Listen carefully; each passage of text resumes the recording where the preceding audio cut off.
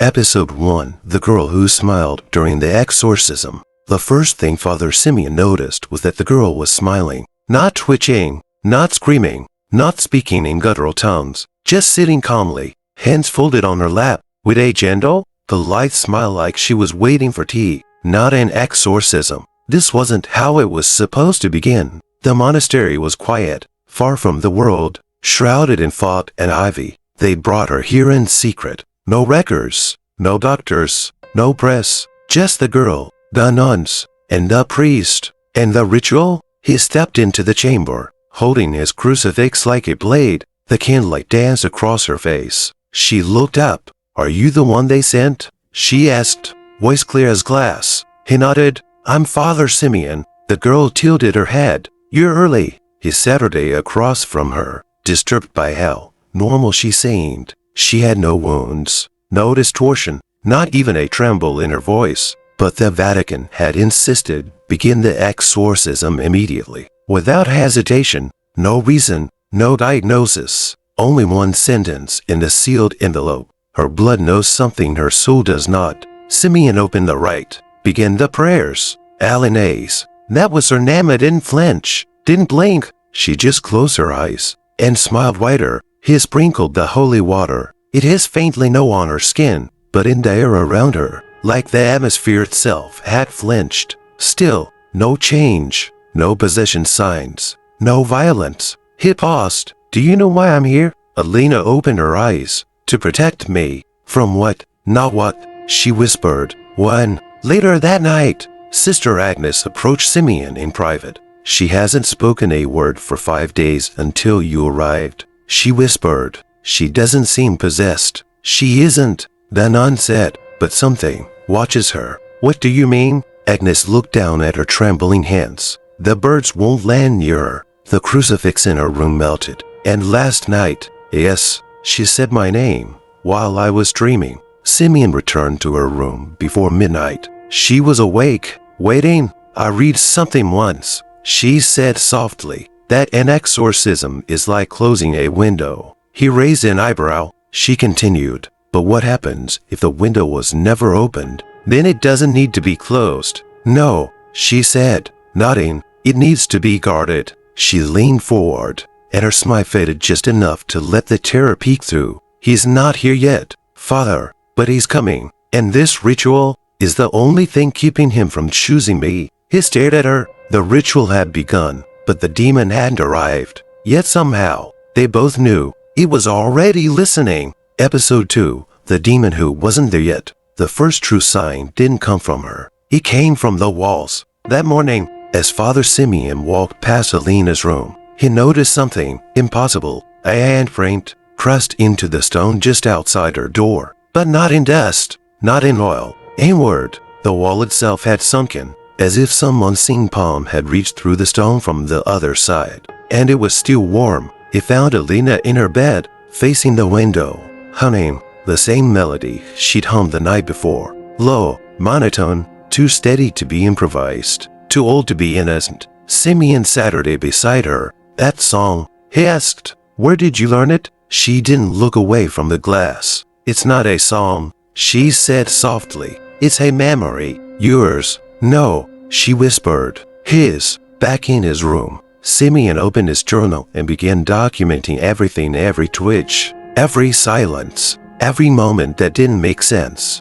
Alina wasn't possessed. She was preparing. But preparing for what? That's when he noticed the pattern in her words. She was predicting things. In episode 1, she told him, "You're early." Now, the phrases became more precise. "At noon today, you'll spill your water. You'll hear your own name spoken from behind the mirror. A crow will die in midair before it reaches my window." He didn't believe her until all three happened in order. When he returned to her that afternoon, shaken, he asked directly, "How do you know these things?" "Alina, because I've already seen them. In dreams." "No," she said. "In him." She turned to him slowly, eyes distant, lips still. "He showed me what happens before he arrives, because the moment he enters, I stop being me." That night, Simeon awoke gasping. His room was dark, too dark. Not absence of light dark, presence of something dark. He heard a whisper, a single word.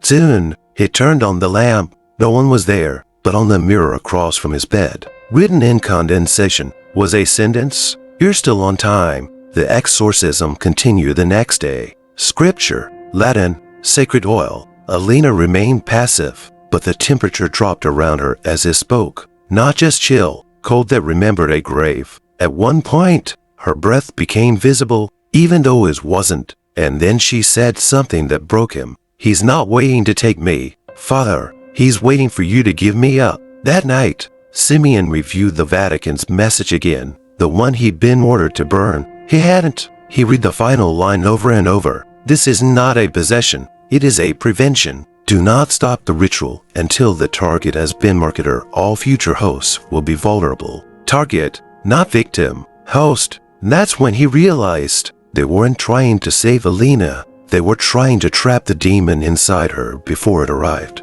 before it chose someone else. And the ritual? It wasn't about casting anything out. It was about welcoming it on their terms. Episode 3. The Vatican's Quiet Order. They called it a quiet order. No seal, no signature, just a folded page, black ribbon, and 7 words written in cold ink. Begin the exorcism before the arrival. It had arrived weeks ago, hand-delivered to Father Simeon at dusk by a courier, who spoke no words and left no name. The envelope smelled faintly of smoke, not fire. Candle smoke burned inside a chapel long forgotten. Simeon had read it once, felt his stomach tighten, and burned the copy, but not before writing it down behand in the back of his Bible. Now, as he watched Alina sleep beneath the flickering candlelight, those words echoed louder than any prayer. Before the arrival, he was not here to fight a demon. He was here to stand in front of one. The church had faced possessions for centuries, violent, grotesque, chaotic, but this was different. There was no voice, no contortion, no blasphemy, only the quiet smile of a girl who should be terrified. And still, the Vatican had sent him, not to drive anything out, but to prepare something in. Later that morning, Simeon met with Mother Anselma in the cloister courtyard. Her face was pale, lips chapped from whispered prayers. "She's not cursed," the nun said flatly. "She's been chosen." "By what?" Simeon asked. "By what comes when heaven looks away." He frowned. "You believe she's marked." "I don't have to believe it," she said, trembling. "I've seen the mark." She led him to the chapel. There, carved into the underside of the altar, was a symbol Simeon had seen only once years ago, in a forbidden text, buried inside the Vatican's subterranean archive. A spiral surrounded by 3 unblinking eyes. He had translated its meaning once: to summon by absence, to claim without entering, to prepare the blood before the soul. Later that night, Simeon reviewed the secret Vatican file he was never meant to keep.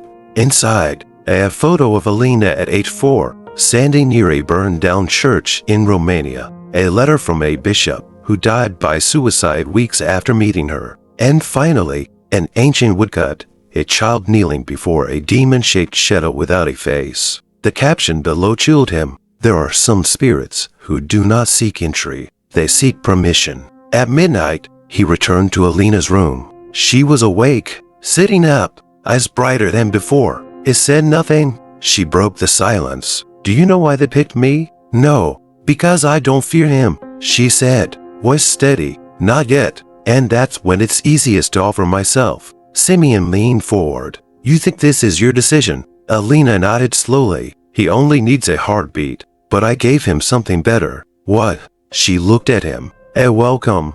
And suddenly, Simeon understood the horror. He wasn't performing an exorcism to save her. He was performing it to lock her in, to finish the rite before the demon could choose someone else. This wasn't warfare. This was preparation. Episode 4. The Body That Reacts Without a Spirit. Alina didn't blink for 9 hours. She lay on the wooden cot, eyes open, breath slow, hands crossed neatly over her stomach like she had already been buried. Her pupils didn't dilate. Her lips didn't move. Her skin had grown cold, too cold, like something had pressed pause on her humanity. Father Simeon checked her pulse 3 times that evening. Each time, it was gone, but without touching her, sprinkled holy water into the air, and her arm twitched, not violently, just once, like a muscle remembering a command not given by her. By candlelight, he examined her more carefully. He lifted her arm. It dropped like dead weight. He whispered a prayer over her ear. No response. But when he touched her feet with a crucifix, her toes curled, and she smiled. He stepped back, not in fear, in realization. Alina's soul had left her body, but something else had slipped in while she wasn't looking. A shadow, not quite a possession, more like a rehearsal. He called for Sister Agnes. Together, they stripped her bed of sheets and examined the mattress. What they found underneath chilled the breath from their lungs, scratched into the wooden slats, as if by fingernail. The door has no handle on the inside, but if I stay still, it will open anyway. And under that, smaller. Tell him to keep going. He's almost late. Agnes backed away, whispering a trembling prayer. Father Simeon didn't move. He was already numb. This wasn't spiritual warfare anymore. This was a timed invitation, a body being hollowed out not by force but by agreement. That night, during the second round of the exorcism, Simeon anointed Alina's forehead with sacred oil. It didn't sizzle, it didn't boil, but it slid down her face against gravity, curving sideways like her skin was rejecting the rules. Then her mouth opened. Not a word, just breath. Thick, slow. It clouded the air like fog, and it was ice cold. The candles dimmed, not from wind, but from something holding its breath in the room. Simeon knelt beside her. Alina, he whispered, if you can hear me, tell me where you are. Her lips parted again, and her voice came out in someone else's accent. I'm standing beside you. Who are you? Not yet. Then her body went still again. Hours passed, and then, at exactly 3:33 a.m., Simeon saw something that would never leave his mind. Her shadow twitched, not her body. Her shadow. It raised its arm before she did, and when it lowered, she followed, like the soul inside was lagging behind the one preparing to replace it. He knew now, she wasn't being haunted. She was being sculpted, wetted, emptied, and whatever was coming. It didn't need to knock, because the body was already answering the door. Episode 5. The Saint Who Refused to Intervene. They brought in the relic on a Wednesday, a fragment of Saint Aurelius' finger bunny sealed in glass, wrapped in gold, kept locked in the convent's vault for over 100 years. It had once healed a blind child, once stopped a plague, once turned back a fire that consumed half a village. They placed it on Alina's chest, and nothing happened. No shiver, no cry, not even a flicker in her breath. But Father Simeon watched closely, and he saw it. The relic holy fragment shifted slightly away from her. Later that night, he tried again. This time, he placed it on her forehead. It burned his fingers just to hold it proof of its purity. But when it touched Alina, the glass fogged instantly, and the gold casing began to tarnish. A relic of sainthood turning black. Simeon stepped back, trembling. The saint wasn't intervening. The saint was refusing. In desperation, he opened the convent sanctuary. They brought out the statue of Saint Aurelius himself carved in white marble, arm outstretched in blessing. They wheeled it into Alina's chamber. The moment it crossed the threshold, the statue tilted, not from the wheels, not from imbalance, from resistance, as if the saint's spirit was dragging his feet. By morning, the statue had cracked down the chest. Its hand had fallen off, the eyes had chipped away, and in the hollow sockets, a faint line of soot. Sister Agnes fell to her knees. Why won't they help her? She cried. Simeon could barely whisper, because saints bless what heaven has claimed. And this isn't heaven's. That afternoon, Alina began speaking again, not in riddles, not in tongues, in perfect Latin, fluent, beautiful. But Alina didn't know Latin. No one had taught her, and when Simeon asked her to translate what she'd said, she blinked and replied, "That wasn't for you. That was for them." He asked, "Them who?" Alina stared at the broken statue, the ones that used to listen. He begged her, pleaded with her to let them stop the ritual. "You don't have to go through with this." He said, "It's not too late." She smiled faintly, "But it is, because if heaven won't open its eyes, then something else already has." That night, Simeon prayed alone in the chapel. No candles, no relics, just shadows. And when he looked up at the stained glass image of Saint Aurelius, he saw something impossible. The saint's mouth had been as shut from the inside. No more blessings, no more protection, no more help. The saints had stepped back, not because they were defeated, but because they didn't dare interface. Back in her room, Alina whispered into the darkness, "If even the blessed won't come near me, then it's almost time for what will." And outside her window, the wind did not howl. It held its breath. Episode 6, The Diary of the Dynamous Girl. The diary was never meant to be read, not because it was private, but because it wasn't written for the living. Sister Agnes found it by accident, tucked beneath a loose floorboard in Alina's room. It was old, bound in red leather, pages warped by time and something wetter than water. But what disturbed her most wasn't the condition. It was the name carved into the cover, Alina Thorne, in handwriting too mature for a 16-year-old, and dated 6 years before she was born. Father Simeon Saturday with the diary under candlelight, gloves on, heart pounding. The entries were orderly, dated, precise, but the voice was not a child's. It was someone remembering things that hadn't happened yet. January 14th, the priest arrives tomorrow. He's kind, he'll try, but it won't stop it. January 15th, he brings the relic. It doesn't like me, neither does the saint behind it. January 16th, the statue cracks today. That's how I know the ritual is still on time. Simeon's blood ran cold. Each entry matched the exact timeline of the past 3 days. Word for word, he flipped forward, faster, to today's date, January 17th. Tonight I will tell him what I saw, and he will finally understand. I didn't summon the demon. I was built to be his answer. He dropped the book. For a moment, he couldn't breathe.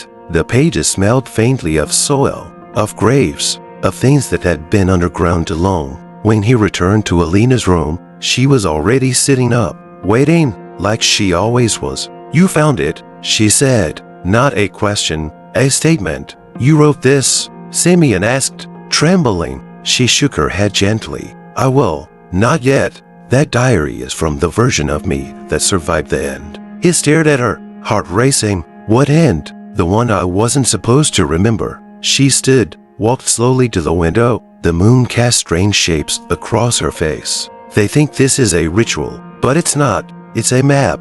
Each prayer, each drop of oil, each recited line, it draws the path for him to find me." Simeon swallowed hard. "You mean the demon?" She turned, eyes glowing with something deeper than reflection. "He's not the intruder, Father. I am." Simeon tried to speak, but the words caught in his throat. Alina approached, placing her hand over his heart. "You think this exorcism is to push him out, but it's to pull me back in, to lock me inside the girl they want me to be." She leaned closer, whispered like a confession. "They don't want to save me. They want to contain me, because I'm what he left behind the last time he came." Later that night, Simeon returned to the diary. There was a fresh page, still wet, written in ink the color of dry blood. It said, "Do not finish the ritual. If you do, I stay buried, and it finds someone else." And beneath it, in smaller letters, "She's waking up in the next village, 8 years old." Pure. Episode 7, The Priest Who Doubted the Cross. Father Simeon had carried the same wooden crucifix for 31 years. It had survived war zones, riots, even an attempted stabbing in the slums of Sao Paulo. But now, here in the silence of a monastery chapel, it felt heavier than ever. And for the first time in his life, he doubted it. He held it over Alina's sleeping body. The candlelight trembled, not flickered, trembled, like it was being shaken by something beneath the floorboards. He pressed the cross gently to her chest and watched. No scream, no convulsion, just breath. But it wasn't her breath. It moved in rhythms that didn't match her chest, like something else was pretending to be human and not doing it very well. Later that night, alone in his room, Simeon removed the crucifix from around his neck. He placed it on the table beside the relics. Then he asked the question that no priest ever wants to say aloud. Are we really stronger than it is? The silence answered back, and for the first time in decades, the silence did not feel holy. In the hallway, he heard something, footsteps, not pacing, following. He turned, heart pounding. Nothing. But when he stepped forward again, The footsteps resumed perfectly timed with his own. Until they didn't. Until they kept walking after he had stopped. He rushed back into the chapel. Alina was gone, but the crucifix was still there, burning hot. He picked it up and hissed at his palm scorched. And then he saw it. The shape of a handprint burned into the wood. But it wasn't his. Too long, too thin. Fingers that weren't made for prayer but for reaching into souls. He found her in the confessional booth, sitting calmly, smiling again. "I was wondering when you noticed," she said. "Where did you go?" he asked. "I didn't go anywhere," she replied. "You did." Simeon sank into the other side of the booth, tried to compose himself. "Alina," he began, "do you still believe in God?" She paused. He used to listen, but then he started watching instead. "And now, he turns his face when I speak." "Why?" She leaned forward. "Because he doesn't know if I'm still one of his." Simeon stood and walked out. Trembling, he returned to the altar and placed the cross on it once more. He stared at it, asking it, begging it, work, but the crucifix cracked. Hairline, subtle, right across the center. A single splinter fell to the ground and bled. Alina entered behind him. Her voice was softer now, almost kind. "It's not that the cross has lost its power. It's that it was never meant to hold this kind of weight." He turned, eyes wide. "What weight?" "The memory of what I was," she said, and the echo of what's trying to come back. Simeon collapsed to his knees, not from exhaustion, but from realization. The cross would not protect her, because what was coming had never feared it. It had only respected the delay. And now, the delay was ending. Episode 8. The first time she screamed. Alina had never screamed. Not when they poured salt water into her mouth. Not when the relics burned her skin. Not when the Latin rites echoed so violently the windows shook. She only smiled, or stared, or whispered. Until that night. It was the 8th day of the exorcism. Father Simeon had begun to forget what her voice originally sounded like. The way it used to break on vowels. The way it used to catch when she laughed. Because now her voice belonged to something timeless. But that night, the silence broke. Not with words. With a scream. One that came before the demon did. The chapel was cold. 3 nuns knelt behind Simeon as he began the midnight invocation. Alina Saturday bound it by force, but by ritual. Red cords, 7 knots, each one tied during a separate prayer, each one supposed to hold her body, until the ritual reached its final verse. Simeon spoke the lines.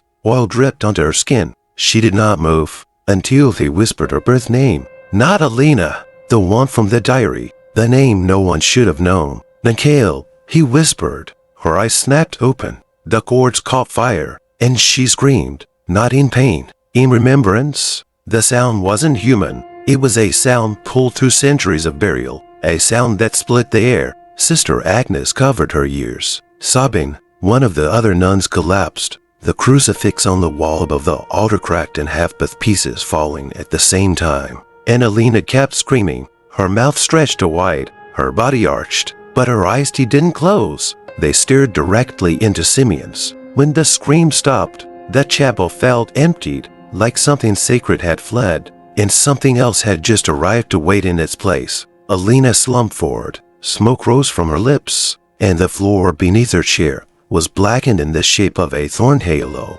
She looked up at Simeon, dazed. Why did you say that name?" she whispered. "I saw it," he said, "in the margins of the diary. Hidden, crossed out. You shouldn't have." "Who is Mikhail?" She shook her head slowly. "Not who. What I was, before the body was named Alina." He stepped back. "You're saying this isn't your first form?" "No," she said softly. "This is my last chance to forget the others." "And that scream, that wasn't me remembering," she said, trembling. "That was him finding me. That night, nothing in the monastery slept. The birds outside flew in circles. The bells tolled 3 times till no one touched them. And every window, from chapel to dormitory, cracked in the same pattern. A circle with a single vertical line through it. The same symbol carved into the center of the diary. The same shape found on the altar in ash after the scream. In his journal, Simeon wrote only one sentence that night. She screamed not from fear. She screamed because the demon recognized its own voice inside her. Episode 9.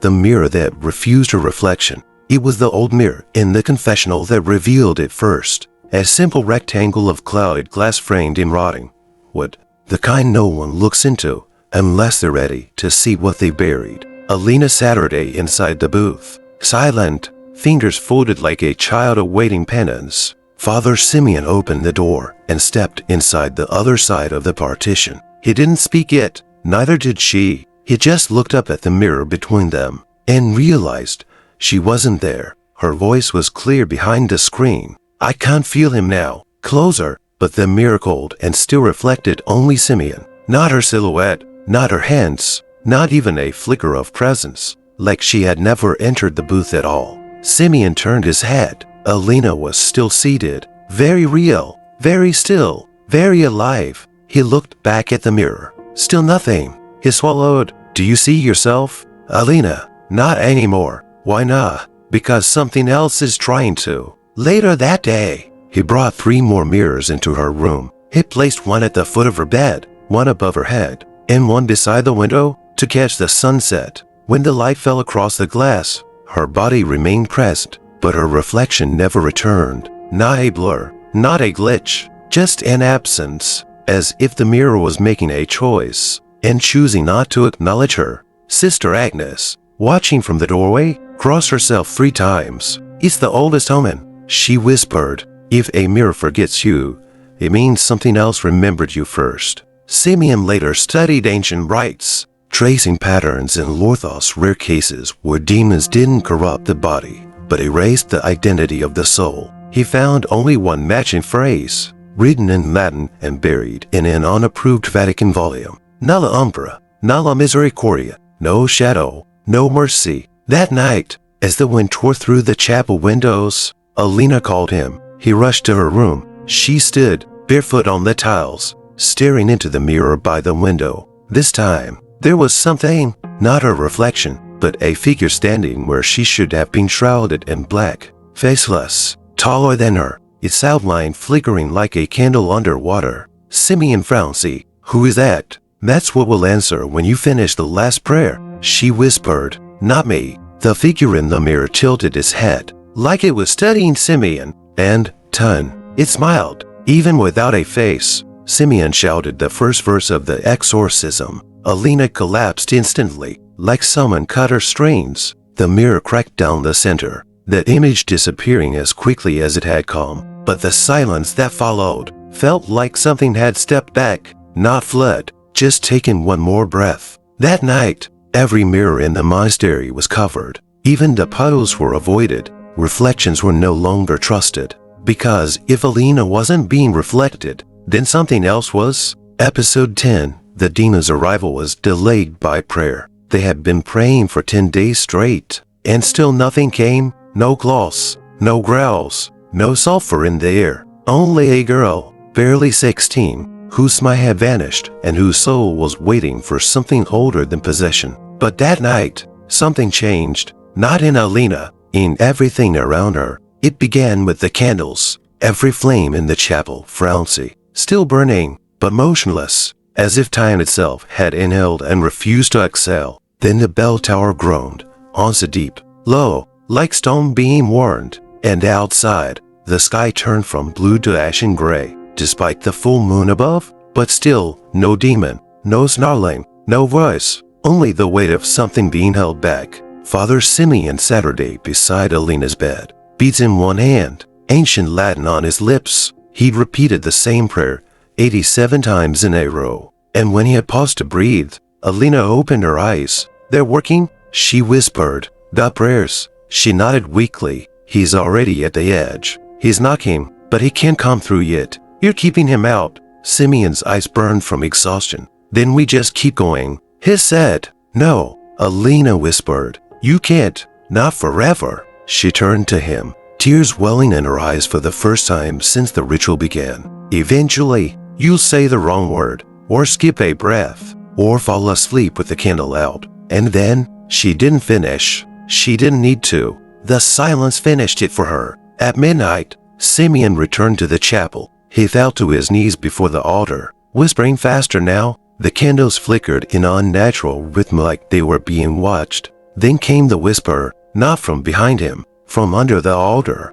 "You're late, priest." Simeon stood. "No," he muttered. "You're early." She called me. "You delay me, but you can't pray forever." The floor beneath his feet pulsed once, not shook, pulsed, like a heartbeat from beneath the stone. He doused the space with holy water. The pulse slowed. He began praying again, and from Alina's room, at the far end of the convent, she screamed. He ran, burst through the door. She was floating 2 inches off the bed, eyes closed, body limp. Her mouth was moving, but it wasn't her voice. It was his, word for word. She was repeating his prayer from the chapel, but backward, and slowly, like unraveling a thread, while he was trying to sew it shut. He grabbed her hand. She fell back to the bed, gasping, eyes wide. "He's trying to make you stop," she panted, "by using me." And then she whispered something that broke him. "He's not angry. He's impressed." He said no priest has ever made it this far. That night, Simeon locked himself in the sanctuary. He began writing down every prayer word for word, syllable for syllable, because he understood now. This exorcism wasn't to cast the demon out. It was to stall him. Every prayer was a brick in a wall, but the wall would not hold forever, and when it fell, the demon wouldn't need to break through. He'd simply step into what had already been prepared for him. Episode 11. The day the ritual failed in advance. The ritual was finished, every verse spoken, every candle lit, every drop of sacred oil spilled precisely where the book instructed. Father Simeon stood at the altar, voice hoarse, heart hammering, and Alina, she was still, pale, silent, but breathing, and for the first time in 11 nights, she looked at peace. Sister Agnes wept quietly. "We did it," she whispered. "She's safe." The other nuns nodded, some too exhausted to speak. Simeon wanted to believe it. He needed to believe it. He had followed every line, every Latin syllable, every ancient margin note written in fear by priests long dead. The ritual was complete. So why did the air still feel wrong? That evening, they unbound Alina's wrist. Her skin was warm again. She walked through the chapel barefoot. Humming gently, she laughed at a joke Sister Claire told, and for a moment, her face looked like the girl they had once known. But when Simeon returned to his room, found his Bible open, the pages turned to the final chapter of the rite, and across it, in fresh black ink, a single word had been scrawled. Rewind. His stomach dropped. He rushed back to the chapel. Alina was gone. The candles were lit, but their flames were spinning and flickering, each one spiraling clockwise, as if time itself had been loosened. And on the altar lay a recording, a small cassette, no label, just the words, "Play this before you sleep." He did. He shouldn't have. The tapist at first. Then came the sound of his own voice reciting the ritual, word for word, but the rhythm was off. Too early, too rushed. And then a voice faltered. It skipped a line. Page 12, third invocation. A 3-second pause, just long enough to break the chain. And after that, silence, until another voice came through. Not his. Deeper, as lower, smiling. "You thought you were reading the future," it said, "but this was the past. Father, you finished it to some." Simeon's breath caught. The ritual didn't fail because it did it wrong. It failed because it finished it before the demon had arrived. He had closed the door, but the guest hadn't even knocked yet. And now, there was no door left to close. When he returned to Alina's room, she was already awake, sitting in the center, candles spinning around her like a circle of stars. She turned to him, her voice soft but hollow. "I told you," she said, "this isn't about casting him out. It was about timing the invitation." He fell to his knees. "You said the prayers were working." "They were," she said, "but they weren't walls. They were maps." She smiled gently, almost sadly. "You didn't trap him, Father. You just made it easier for him to find his way here." That night, the wind stopped completely. The monastery bell tolled once, though the rope was still, and deep beneath the floorboards, something began to breathe. Episode 12. The demon finally knocks. It was the softest knock the convent had ever heard. 3 gentle taps, not on a door, not on a wall, but on the air itself, as if the veil between worlds had grown thin enough to knock upon. And someone, or something, was asking to be let in politely at exactly 3:33 a.m. Every nun in the monastery Saturday up in bed, not from fear, but from a sudden awareness that they were no longer alone in their dreams. Father Simeon was gasping. The crucifix above his bed had fallen onto the floor, snapped into clean down the center. No wind, no movement, just broken. The sound of the knock lingered in his ears like thunder caught in glass. He ran straight to Alina's chamber and found her standing at the door, not trembling, not bound, waiting. "I heard it," he said breathlessly. She nodded. "So did he." "Oh." She turned slowly, her eyes calm and glassy. "The one I've been trying not to become." The chapel lights were already on when they entered, but no one had turned them on. Candles arranged themselves in a perfect spiral on the floor. The altar cloth was soaked dripping with oil, though no one had touched it. And in the center of it all, the book of rituals lay open to a page that didn't exist, a page Simeon had never seen. Its text glowed faintly red, blood-like, living. He'd been to read it, but Alina stopped him. "No," she said, "it's not written for your eyes." Hissed, trembling, "Then whose?" She smiled, but not with her lips. Something behind her eyes smiled first. "The one who knocks doesn't need to be invited, Father. He needs to be remembered." The air shifted, heavy, like breath exhaled from 1,000 graves at once. And then, the door of the chapel opened by itself. Only a crack, only enough to hear it. A slow inhale, and then, finally, a fourth knock. This one not soft, this one not polite, this one that sounded like it had come from beneath earth. The floorboards groaned. The spiral of candles began to rotate into their flames, but their placement, tracking across the stone like they were being pushed by invisible hands. And Alina began to walk straight to the center. Simeon shouted after her, tried to stop her, but his feet were rooted. He couldn't move, couldn't speak, only watch. She stepped into the spiral. The candle stopped moving. Everything went still, and she whispered one word, "Now." The chapel darkened instantly. All candles out.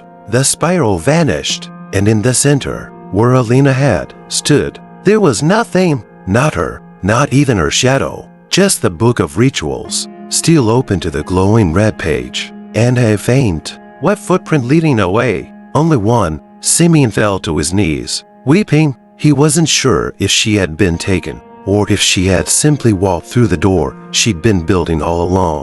But deep in the air, beneath the silence, a voice echoed. It wasn't the demon that arrived. It was the girl, finally going home. Episode 13.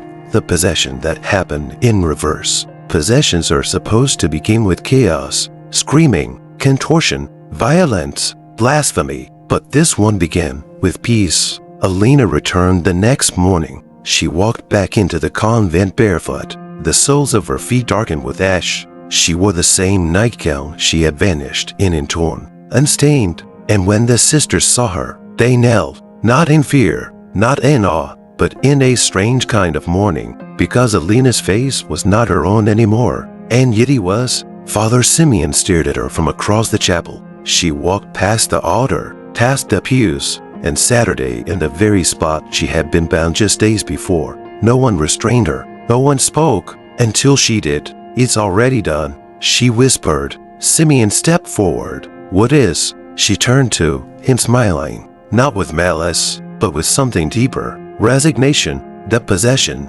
It's over. You just didn't realize. It began before I was born. The silence inside the chapel grew heavier, and then she began to speak clearly, calmly, as if narrating a memory. He didn't enter me last night. He didn't arrive. He woke up inside the version of me that always carried him. Simeon shook his head. That's not possible. We prayed. We fought. We stopped it. No, she said. You prepared it. Every holy word, every drop of oil, every symbol you burned into the walls. It wasn't an exorcism. It was a ritual of return. She stood now, slow and reverent. The light from the stained glass window fell across her skin, and for the first time, it did not pass through her. It bent, it warped, like her presence had begun altering the rules around it. Simeon whispered, What are you now? Her voice softened. I'm still Alina, but I'm also what was left behind the last time heaven shut its eyes. She reached into the folds of her gown and pulled out the diary, the one with her name carved in it.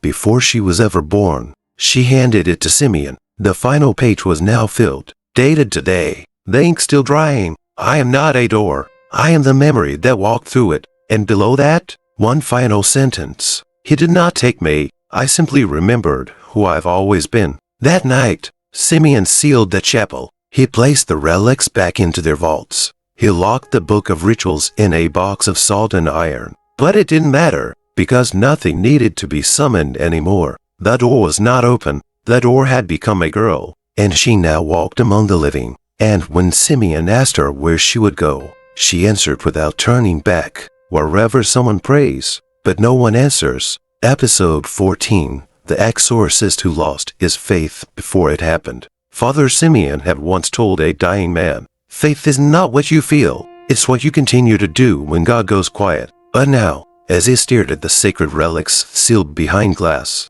as he watched Alina hum ancient hymns that had no place in any church, as he listened to her footsteps echo through holy ground like they belonged more than his own, he realized something terrifying. He had kept going, but his faith had quietly slipped away, and the demon hadn't taken it. God had. Alina no longer prayed. She didn't need to. Her presence was a prayer, and the world around her bent to her. Windows never fought when she passed. Shadows moved differently when she entered a room. And sometimes, late at night, the crucifix in the hallway would turn itself upside down. Not to mock, but to acknowledge. Simeon Saturday in the courtyard, rosary clutched so tightly his knuckles bled. "I don't know who I was doing this for anymore," he whispered. Behind him, Alina stepped barefoot across the gravel silent, even as sharp stones kissed her skin. "You were doing it for me," she said. "You were doing it to stop what you already knew was true." He turned to her, weary. "I thought I was chosen to protect you." She tilted her head. "You were chosen because you were almost ready to doubt, and that makes your faith easier to hollow out." Later that evening, Simeon opened the Vatican box he had sworn never to touch. Inside, a second version of the Book of Rituals. This one had no gold leaf, no Latin, just drawings, symbols he recognized now only because Alina had spoken them in her sleep weeks before. He flipped to the final chapter. There was no prayer, only a line. "When the priest doubts, the ritual is complete, because the faith was the last wall." And Simeon remembered the knock, the silence that followed it, the moment he looked at his crucifix and expected nothing, because deep down, he had stopped believing it would protect him. He walked into the chapel that night with no robes, no books, no cross, just a question. Alina was already waiting at the altar. The candles lit themselves as he approached.